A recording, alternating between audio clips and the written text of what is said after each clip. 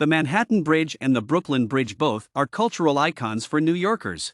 They are historical, they are strong, and they are beautiful. Both are epic in their own right. Let us get to know what are their best features. The Manhattan Bridge is one of the 3 suspension bridges built across the East River which connects Manhattan at Canal Street with Brooklyn. It was designed by Leon Moisseiff and work started in 1901, which took 9 years to complete and finally was opened for traffic on December 31, 1909. Traffic and crowd are one thing you can never get rid of in metropolitan cities such as New York. Compared to sister bridges, Manhattan Bridge has slightly less crowd. The pedestrian track is separate from the bike's lane so you would not blend with them, though subways cross the bridge and fill the environment with noise. From Manhattan Bridge, you would have an appealing glimpse of the surroundings and it reflects a picturesque view. However, the bridge has fencing on the sides which does not give much freedom to experiment with the lens.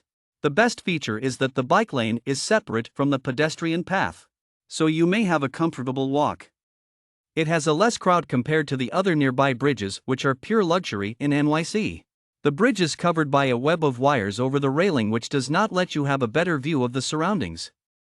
The magnificent bridge across the East River connects the boroughs of Manhattan and Brooklyn. Historically, it was the first permanent bridge on the East River constructed in 1870. At the time of its construction, it was the longest suspension bridge. It got its official name in 1915, the Brooklyn Bridge. The bridge was designed by German-born civil engineer John A. Roebling. It was opened for traffic on May 24, 1883. If we talk about the most interesting thing you may do on the bridge, it is to take a walk over the bridge and see the city from the bridge. However, compared to the Manhattan Bridge, Brooklyn Bridge tends to be full of people. In addition to it, there is no separate lane for bike riders and you got to share the space with them along the way, which sometimes becomes uncomfortable. The best feature of having a walk on the Brooklyn Bridge is catching those iconic views.